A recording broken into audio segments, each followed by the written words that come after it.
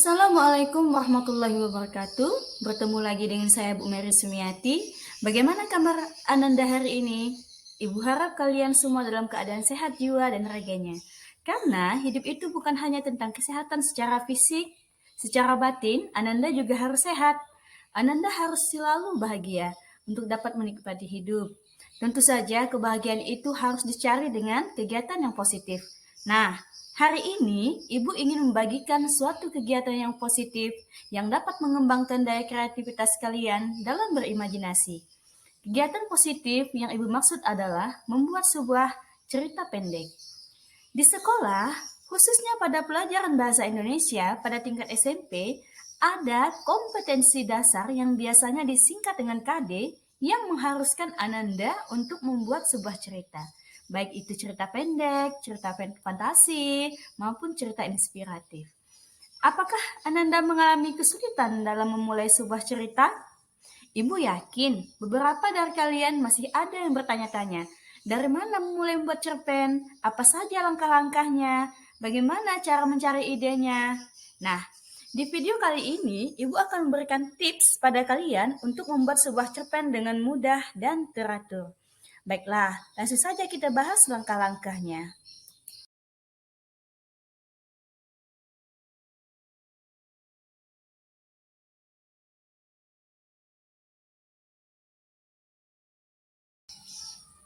Apa saja persiapannya? Pertama, ambil kertas atau buku, lalu ambil alat tulis Ananda, duduklah dengan nyaman di ruang yang Ananda rasa bisa mendukung Ananda untuk mendapatkan inspirasi.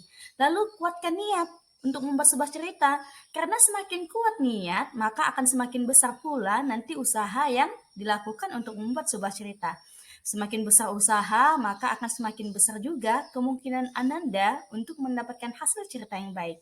Setelah persiapan Ananda matang, sekarang saatnya kita memulai langkah-langkah menulis sebuah cerita pendek.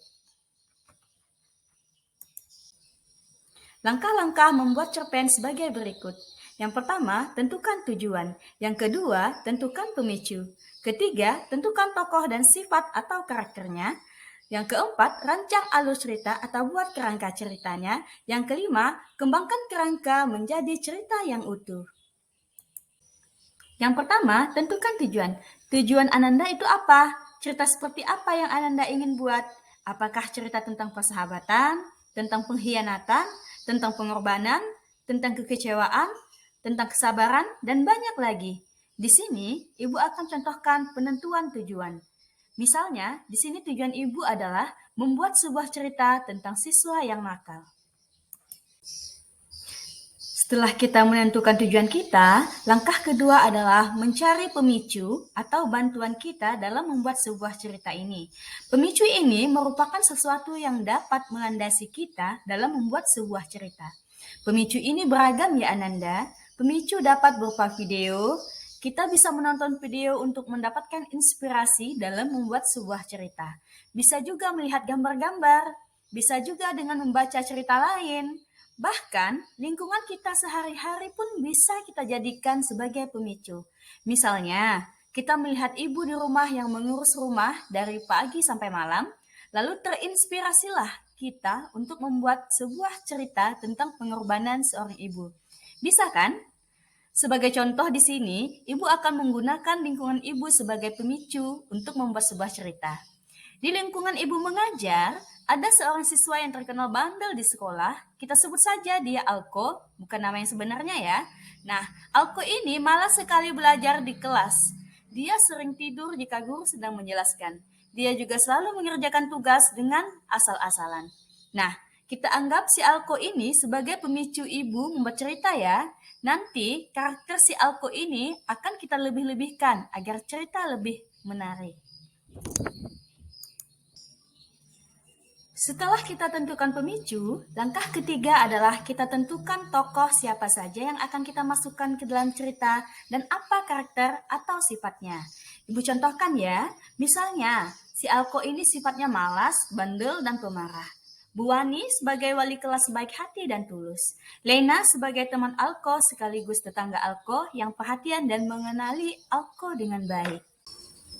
Selanjutnya, langkah keempat, kita rancang alur ceritanya atau membuat kerangka cerita. Perlu kalian ingat, struktur terpenting dalam sebuah cerita adalah orientasi, komplikasi, dan resolusi. Orientasi yaitu perkenalan tokoh, latar, maupun peristiwa. Komplikasi merupakan permasalahan yang dialami tokoh, mulai munculnya permasalahan sampai klimaks atau puncak. Dan resolusi yang merupakan jawaban atau penyelesaian dari masalah yang terjadi. Misalnya, kita mau membuat perkenalannya dulu. Orientasi. Yang pertama, misalnya, memperkenalkan Alko sebagai anak yang bandel, malas belajar, dan selalu membuat masalah di sekolah. Yang kedua, misalnya komplikasi. Seorang siswa kehilangan uang di sekolah, Alko dituduh sebagai pencurinya. Yang kedua, Alko dipanggil ke ruang guru untuk diinterogasi. Alko membela dirinya menyatakan dia tidak bersalah. Yang ketiga, seorang siswa bernama Leina mendatangi wali kelas dan menjelaskan kehidupan Alko dan kejadian kehilangan uang teman sekelasnya. Yang terakhir, resolusi, wali kelas menyuruh Alko datang ke ruang guru saat pulang sekolah. Wali kelas menjelaskan bahwa dia sudah tahu keadaan Alko dan menasihati Alko untuk menjadi pribadi yang lebih baik. Alko pun menerima nasihat ibu wali kelas. Nah, sekarang kita sudah selesai membuat kerangka cerita. Langkah terakhir adalah mengembangkan kerangka tadi menjadi sebuah cerita yang utuh. Contohnya, pada bagian orientasi tadi, kerangka cerita yang kita buat adalah memperkenalkan Alko sebagai anak yang bandel, malas belajar, dan selalu membuat masalah di sekolah. Nah, pengembangan ceritanya bisa kalian kembangkan menjadi seperti ini. Di suatu pagi yang cerah, suasana kelas 7A terlihat sangat ceria. Anak-anak saling bercanda. Ada yang sampai tertawa terbahak-bahak mendengar temannya bercerita. Ada yang main kejar-kejaran dengan temannya. Tetapi hal itu sangat bertolak belakang dengan seorang siswa yang terlihat tidak bersahabat dan selalu memasang wajah yang sangar. Dia Alko. Dia terkenal di sekolah karena kebandelannya. Dia sering bolos dan malas belajar. Dia sudah beberapa kali dipanggil ke ruang guru karena beberapa guru mengeluh Alko tidak mau sama sekali belajar di kelas. Sekarang yang bagian komplikasi. Tadi dalam kerangka kita buat seorang siswa kehilangan uang di sekolah. Alko dituduh sebagai pencurinya. Nah, di sini bisa kita kembangkan kerangka tersebut menjadi pada waktu istirahat pertama hari itu, seorang siswa menangis terseduh-seduh karena kehilangan uangnya yang semula disimpannya dalam tas. Sebagian besar siswa berbisik-bisik mencurigai Alkolah pelaku di balik kejadian ini. Dengan sifatnya yang dianggap jahat oleh sebagian warga sekolah, Alko menjadi sasaran empuk untuk menjadi orang yang dicurigai pada peristiwa ini. Alko hanya menanggapi kejadian itu dengan santai dan tetap duduk tenang dengan wajah yang tetap terlihat menakutkan bagi teman sekelasnya. Lalu, kerangka komplikasi Alko dipanggil ke ruang guru untuk diinterogasi, Alko membela dirinya menyatakan dia tidak bersalah, dapat kita kembangkan menjadi hal yang sudah Aldo prediksi pun terjadi. Dia dipanggil ke ruang guru karena ada seorang siswa yang mengadukan hal tersebut ke wali kelas. Ibu guru menanyakan perihal kejadian itu dengan hati-hati kepada Alko. Alko langsung menjawab dengan tegas bahwa bukan dia yang mencuri. Aldo lalu menanyakan apakah selama ini dia memang jahat di mata wali kelasnya. Bu Wani tetap menghadapi Alko dengan tenang dan menjelaskan bahwa ibu tidak menuduhnya, tapi bertanya kepada Alko mengenai kejadian tersebut karena Alko merupakan saksi yang berada di kelas saat kejadian itu berlangsung. Lalu, tadi ada juga kerangka seorang siswa bernama Leina mendatangi wali kelas dan menjelaskan kehidupan Alko dan kejadian kehilangan uang teman sekelasnya. Setelah Bu Wani selesai menanyai Alko pun disuruh pulang oleh guru dan memintanya untuk tidak terlalu khawatir karena ibu berjanji akan menjelaskan ke anak-anak bahwa Alko tidak bersalah. Saat itu Leina datang menemui Bu Wani yang sedang terdiam seperti berpikir keras karena kejadian ini. Saat itulah kehidupan yang dialami Alko terungkap. Ternyata di balik sifat negatif selama ini yang Alko lakukan adalah karena dia merasa marah kepada ayahnya yang sudah 1 tahun tidak ada kabar setelah pamit untuk bekerja ke Pulau Sumatera. Keluarga di rumah hanya menunggu kabar tanpa mengetahui bagaimana cara menghubungi ayahnya. Hal ini membuat Alko frustasi dan mulai melakukan hal-hal negatif sebagai wujud kesalnya kepada ayahnya. Pada bagian resolusi tadi, Kita sudah membuat kerangka, wali kelas menyuruh Alko datang ke ruang guru saat pulang sekolah. Wali kelas menjelaskan bahwa dia sudah tahu keadaan Alko dan menasihati Alko untuk menjadi pribadi yang lebih baik. Alko pun menerima nasihat ibu wali kelas. Bisa dikembangkan menjadi seperti ini. Besok harinya, setelah pulang sekolah, Bu Wani memanggil Alko ke ruang guru. Dengan suara yang lembut dan penuh ketulusan, Bu Wani menjelaskan ke Alko apa yang sudah diketahuinya. Dengan tetesan air mata, Bu Wani menasihati Alko agar tidak menjadikan tragedi hidupnya sebagai alasan untuk berbuat tidak baik.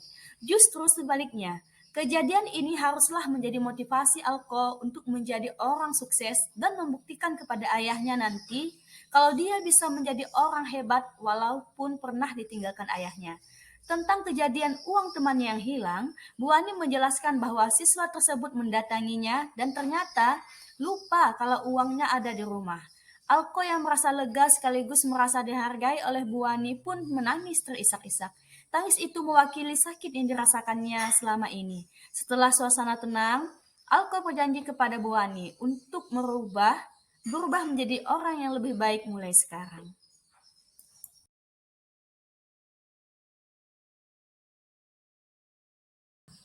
Nah, itu tadi contoh membuat cerpen dengan teratur mudah bukan? Ananda bisa mencobanya. Ingat, untuk membuat cerpen yang lebih menarik, Ananda harus sering-sering membaca untuk menambah pengetahuan dan imajinasi yang akan dituangkan ke dalam cerita. Dan jangan lupa untuk sering-sering berlatih membuat cerita. Dengan begini, nanti Ananda bisa menjadi penulis cerita yang hebat. Semangat ya, selamat mencoba. Sampai di sini dulu video ke Ibu kali ini. Sampai jumpa. Assalamualaikum warahmatullahi wabarakatuh.